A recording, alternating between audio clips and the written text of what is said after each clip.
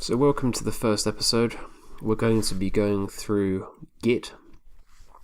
We'll dive in by doing some manipulation of Git and using Git, and then we can look back at why we use Git and what is a distributed version control system.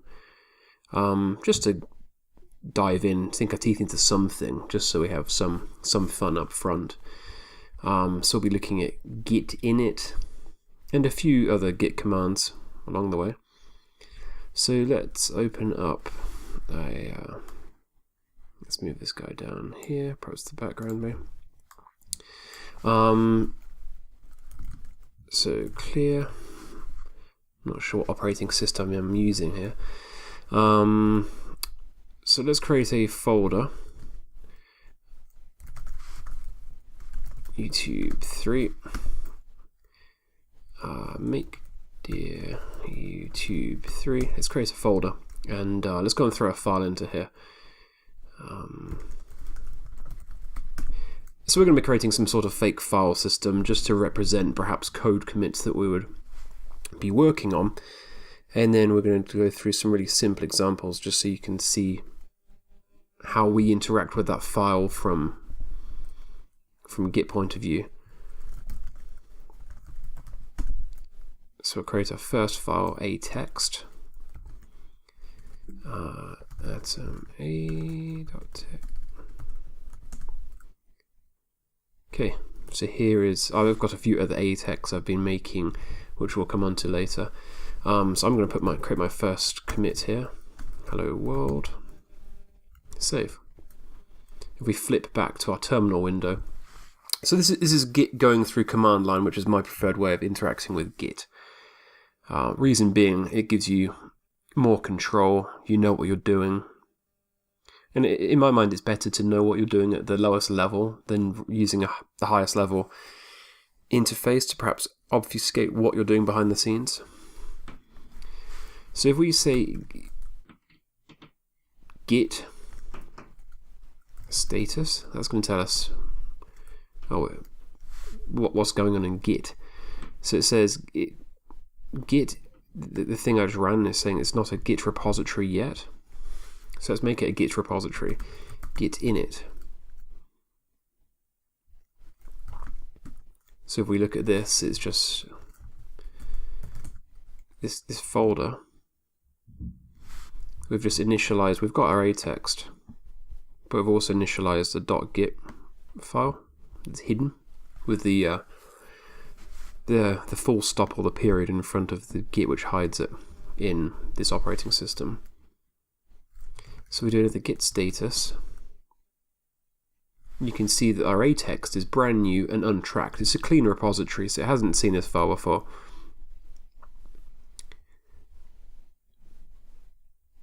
And it's saying, I don't know what a.text is. So we can add him to Git. So let's say git add.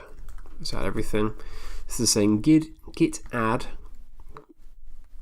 hyphen capital A all from the current directory. Let's do another git status.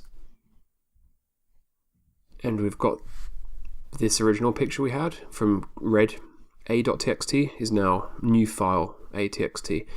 So the green indicates that he's been added to the potential change set, but he hasn't been committed yet. So when you're working in Git, you can work on staging or different platforms. Let's see if we can go and find something to illustrate this. Git staging. See if we can find a picture to illustrate this.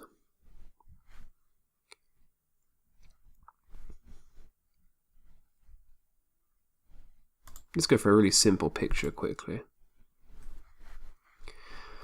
So the first step is we have a working directory that we're working in, which is, it was this stage here. Then when we're committing stuff into the staging area, which is this view here, then there's the actual it committed into the repository. So imagine it like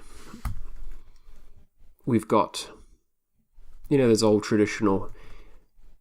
school pictures of the 80s where you've got someone's desktop with an in and an out box, and they've got their paperwork in the inbox and it's starting to amass. Got paperwork, work, and then as you're working through work, it moves gradually from the in to the out.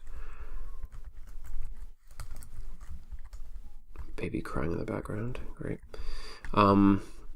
So this is the same sort of thing, but we've got 3 levels. We've got the we've got your working directory, you've got staging area, and we've got the repository. So how I think of it is, imagine like a movie scene, say. You've got the behind the scenes, or a theatre, you've got behind the scenes where they've got all the closets and the wardrobes and stuff, and the actors getting ready. So they go back there and they get the clothes on and they put the makeup on, and then you will bring out a few actors into the staging area when they're looking presentable, and you reposition them and you get them ready, and then you take the picture or video, and that's finalizing all the previous steps. So the important thing to think or remember is that when you're working in this, we'll talk about this more later, but Git is a distributed version control system, which means that you've got many copies of the version control system scattered around. There could be me, I could have a copy, Dave could have a copy, Jenny could have a copy. But each of them you could refer to as a repository, right? There's a repository there and there and there. So when you're committing to the repository, you are committing to your local machine. And there could also be, incidentally, a copy on the main server. So when you're working on your machine, you're working in your local working directory, you're pushing it into this staging area, and then you're saving it to your repository. All of these are on your local machine.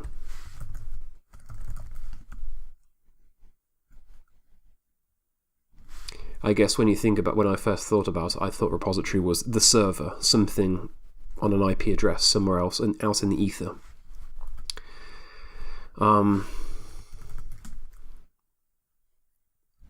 So yeah, we're now at the staging area, and how do we identify that visually? So it says changes to be committed. Another clue is here is it says to unstage, so it indicates that they're being staged right now, and you could unstage them. But I'm going to commit them,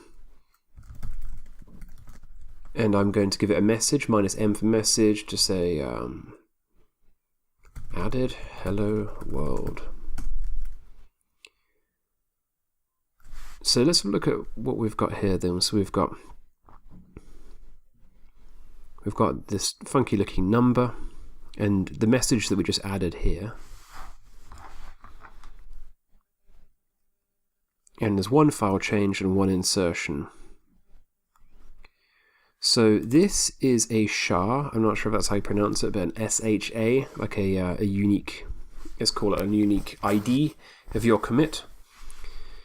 And everything is identifiable by all your actions, or atomic commits are identifiable by this SHA number. And as you make more commits, that number is going to change. So let's look at Git status again, just to see how that looks. So nothing to commit, working directory clean. So it's saying that we've gone from here to here to here. There's nothing to commit. There's no changes in here. Everything's in an equilibrium state. So if we look at log, git log, let's have a look at our wording here. So we've got Git Init. We've done him. We've done a git status. we've done a git log.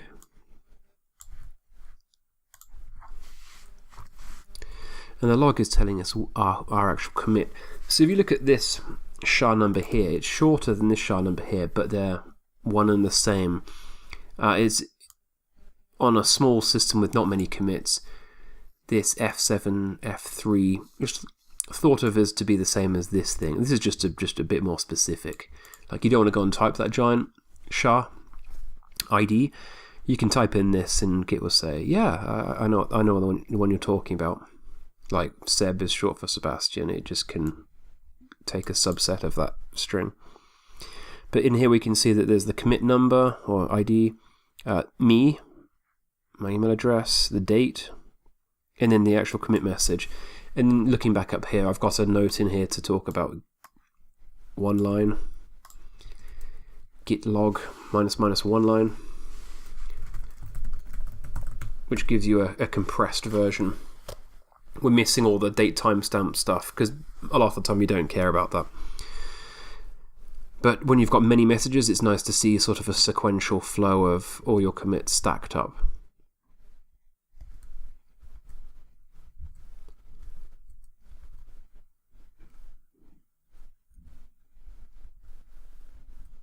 So, going back in, let's